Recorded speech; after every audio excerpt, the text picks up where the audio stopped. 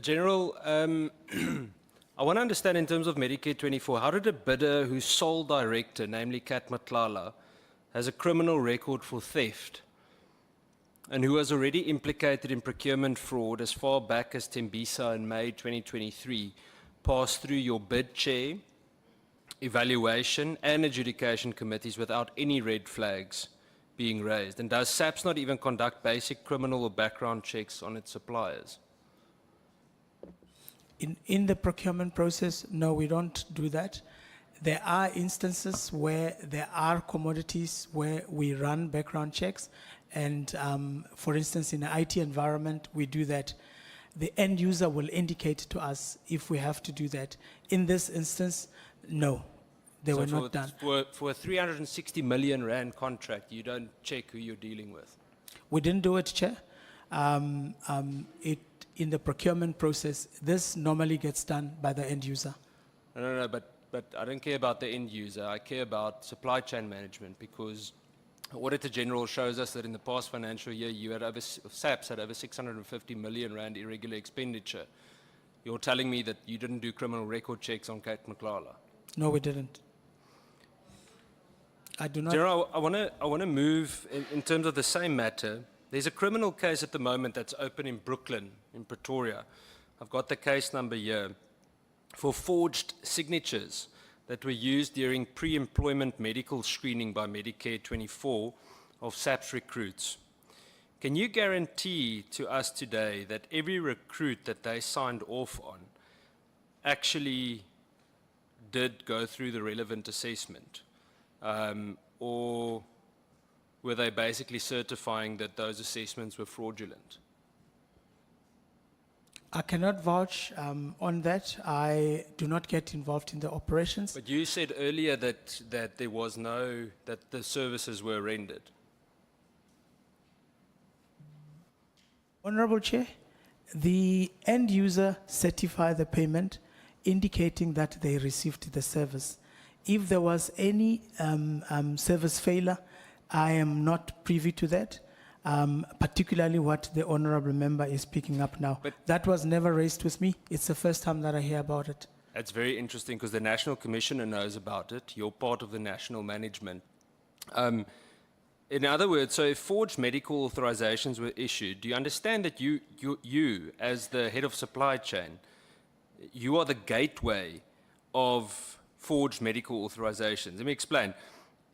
Is it not entirely possible that applicants with disqualifying medical conditions, including substance abuse, were then incorrectly passed as fit for duty? Honorable Chair, that process is managed by the end user, and the end user is the one that makes sure that the quality of the evaluation is in line with what they have in their service level agreement and the contract. General, stop dancing. Chair, No, this witness is dancing around. No. I'm not interested in the end user, General. Hear me today. I said this to you 2 weeks ago. Join the dance or the chorus. Yes. I said this to you 2 weeks ago in the Portfolio Committee as well. Take responsibility for your division. You are the gateway for corruption at the moment, whether it's willingly or not. This isn't an oversight. It's 360 million rand. Do you know how many detectives we could have empowered with that money? How many dogs we could have bought for K9 unit? Your irregular expenditure increased with 140% in 1 year. The way you've been describing your division today, SAP sounds like heaven.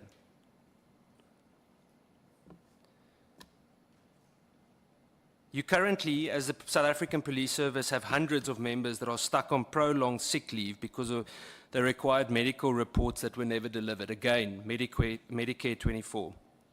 These officers continue to draw full salaries but cannot return to duty, and their posts cannot be filled. How do you justify saying that there was no waste? Similar to the question that the Honourable Nomvalo asked you previously. Honorable Chair, as I've indicated, the end user only pays for the services that were rendered. where there were no services rendered, the end user has an obligation in terms of PFMA. The budget is with them. They manage the operations to ensure that they're paying for the services that were not rendered. I have indicated that when they raised the issues of performance, we dealt with those issues with Medicare. If Medicare still operated and we had reasonable grounds in terms of performance to cancel the contract based on non-performance, we would have done that. But you the- haven't, the and co- they have non-performed, General. But- I'm interrupting you again because you're talking about the end user. I'm not interested in the end user. You allowed Medicare into the police. You, no one else. You. The buck stops with you. Honorable Breitenbach asked you earlier, every member has asked you so far, where does the buck stop? Maybe not using the specific word. I'm You not- keep going to the end user. I'm not interested in the end user. The point is that the wrong service wouldn't have been rendered did you not allow Medicare entrance into the South African Police Service. I want to ask you the next question. 2 weeks ago in the committee, I asked you, how is it possible that your, whether it's the evaluation committee or the adjudication committee, could have slipped up so badly? Your response to me said that sometimes the people on these committees aren't competent. That's also found in the internal audit findings. Do you remember that response? I've remembered, I remember making that response, but with the specifics to this one, the appointment of the suppliers explicitly indicate that they were competent. I do have the record, and I will make that record available. But you didn't go and check that they were actually competent, because if I look at the Auditor General report and I look at the internal audit report, they were flagged significantly for not being correct. Now you can say it could be frustrating to have to go and check every single one, but 360 million rand, it's more than half of the police's irregular expenditure over the last financial year. How do you explain that? And don't go to the end user. I have to indicate, Honorable Chair, that we rely on, and I'm going to repeat it again, we rely on the judgment of the divisional commissioners that appoint these people to determine whether these people are competent to do the work that they're supposed to. That determination is done there, and it is recommended to me.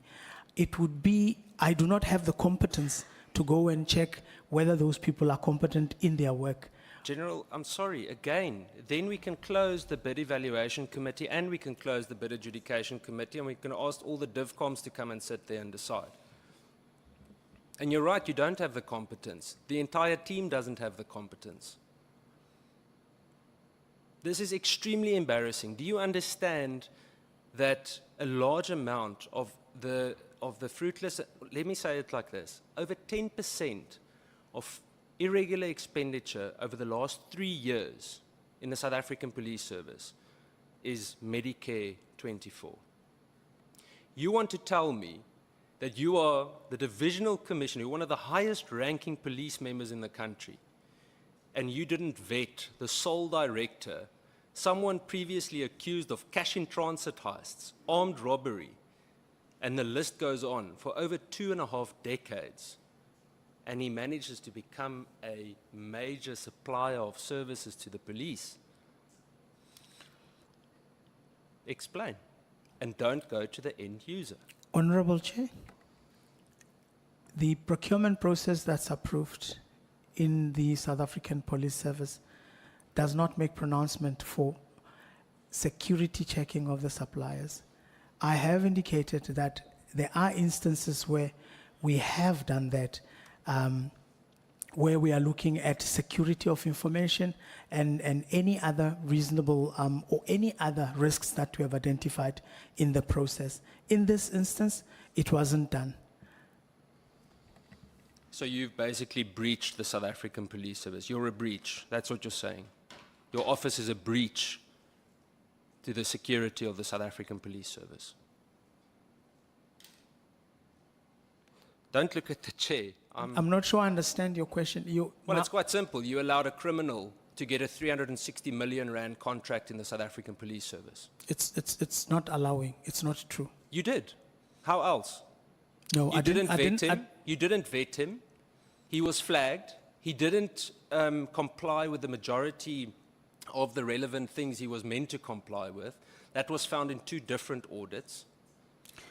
There were Honourable- fraudulent signatures on medical certificates. So, General, you allowed it. Whether willingly or not, you allowed it. No. And it's not the committee. The It's buck not stops allowing. with you. Honorable Chair, I would like to respond to that we did not allow. I have indicated that the adjudication committee looked at the information at their disposal. I have to concede that irregularities were picked up. It is not a deliberate act that we wanted that company to come and operate in the South African Police Service. The process that was followed. In fact, if you look at the process was correct, but there are steps in the process that were not done correctly, which Then the process wasn't correct. I'm sorry, General, you keep on telling us about processes. You even gave us a printout. So you don't need to repeat it again. And I'm sorry if I come across rude. The point is just, you can say you didn't allow it, whether it was willing or not willing, you gave access. You and your team allowed a man like Kat Matlala to get access to the South African Police Service. Answer me this. Which specific evaluation criteria did Medicare 24 fail to meet? according to the evaluation report that we received, none. According to the internal audit, they have picked up that from the mandatory documents, they did not meet some of the mandatory requirements and they pulled through. So the fact that that latter report that you spoke of now wasn't just some, it's an entire list, indicates things that they didn't comply with. Doesn't that show that whether willingly or not, you allowed Kat Matlala to become part of the furniture at the South African Police Service Management Office? I would not vouch, I would not say willingly allowed Kat Matlala to come into No, I the- said willingly or unwillingly. You allowed him. the choice of the word allow. We adjudicated, and it has turned out that the evaluation was flawed. Let's say it like this, you left the door open. Who authorized the shortening of the advertising period? No one. Why was it shortened then? It was an administrative error from my people, and they will be disciplined with regards to that. Who are you going to fire? We do know who advertised the tenders within the process. No, name them. Tell us the name. It is, I don't have the name here with me. You but don't have the name for the person that extended it, can't be. No, there's no one that extended anything. They just advertised it for 20 days instead of 21, which is an administrative error. Who's being held responsible, General? That's my question. I've indicated, Honorable Chair, that National Commissioner has indicated that we should put everything in abeyance until the forensic audit report is completed. Once that is completed, everyone that has been listed to have flaunted the processes will be disciplined. So all of them are still in their positions a year later, and the person that did that, potentially involved in corruption, is still in his or her position. What was the emergency that justified breaking Treasury regulations for that specific tender? And you should know better because you're from Treasury. There wasn't any emergency. I have indicated that it was an error. No one authorized for shortening of the tender process from 21 days to 20 days. And what disciplinary steps have been taken against anyone regarding this entire process? I've indicated, Honorable Chair, Don't go back to the forensic investigation, General. You keep it doing is that. what it is, Honorable No, Member. it's not. I mean, even News 24 were able to complete something in less than a month. And it was accurate. It's your department. Everything does not need a forensic investigation. It's like the new buzzword. If something goes wrong, hey, we need to forensically investigate. 3 years later, we've forgotten about it and no one's fired. What have you done? Have you laid charges against anyone? I have not laid charges Has against. anyone pocketed from this? I have no knowledge of that. So how on earth, why would Kat Matlala want to do business with SAPS? Any supplier that looks at opportunities in any government would do that. What motivated him to do business with SAPS is unknown to me. No, but you see, the reason I asked this is this. You know, you disregarded, SAPS disregarded capable bidders. Let's list them: Netcare, Metropolitan, Alexander Forbes, to name but a few. Not any of the small players, but Medicare 24. Cat Matlala's guys, they get in. Explain it. It doesn't make sense. General, I'm telling you now, and I said this to you in the portfolio committee, somewhere in that office of yours, someone is pocketing. I'll escape.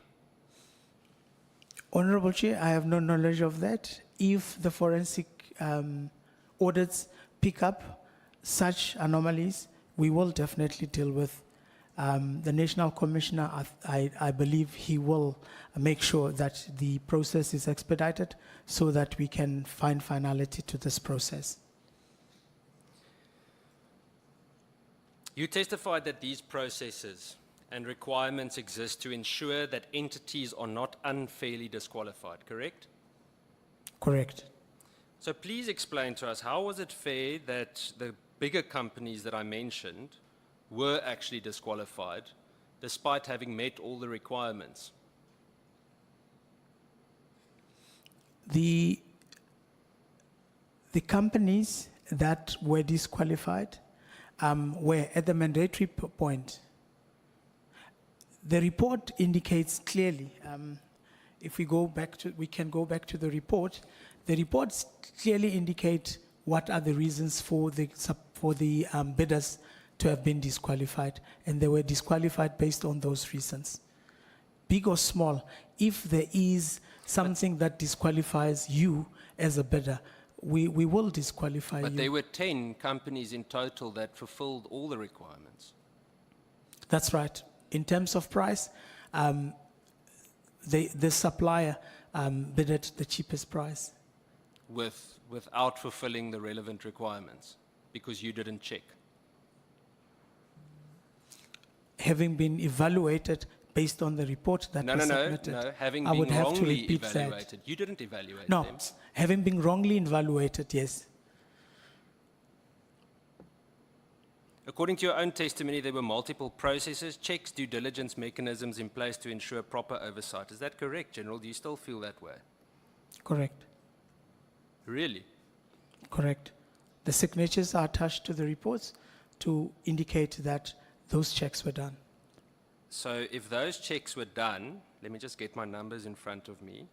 How is it possible, you explain this to me, that 2022-23, you had 289.7 million rands worth of irregular expenditure. 23-24, 278.8 million rands worth of expenditure. Cherry on top, 24-25, times it by 3, 667.8 million rands worth of irregular expenditure. That is just over 3 billion rand. 3 billion rand. How is it possible? You said earlier that once you are done with the South African Police Service, you would like for contracts not to be cancelled, because things need to be done right. This is showing the opposite in terms of irregular expenditure. It's getting worse. It's not getting better while you're there. Sure. Honorable Chair, let me respond this way.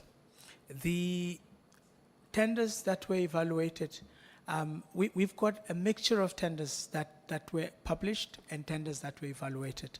Tenders that were, when I got into South African Police Service in 2023, I developed a new procurement policy, and that's the procurement policy that is running now.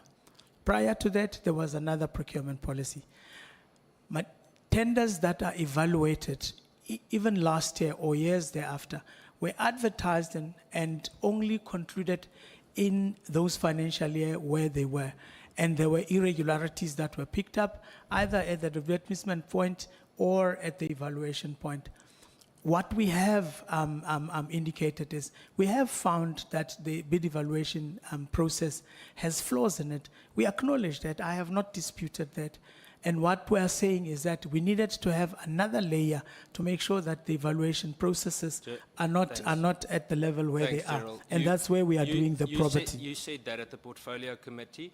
I don't buy another layer. You need another management. I'm telling you now that you can add another 10 layers. It won't change the reality we're facing here. This is blatant corruption.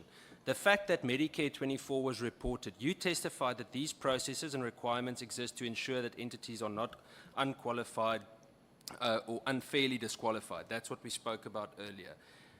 Despite all of this, we ended up with a shell company, specifically Medicare 24.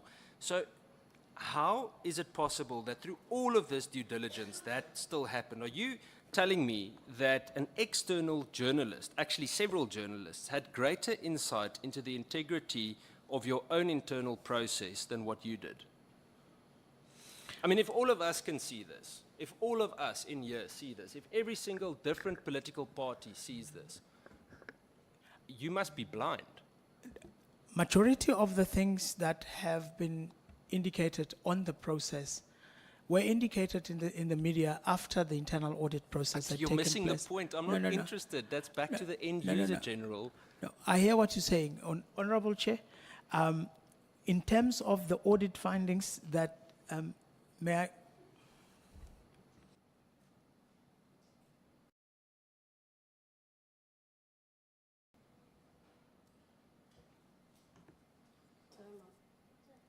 Thank you, Chair. Thank you so much, Honorable Cameron. Can we move to Honorable Matthews?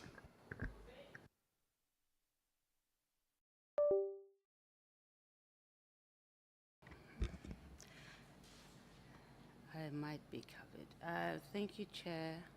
Nothing. Sure, I would do honestly.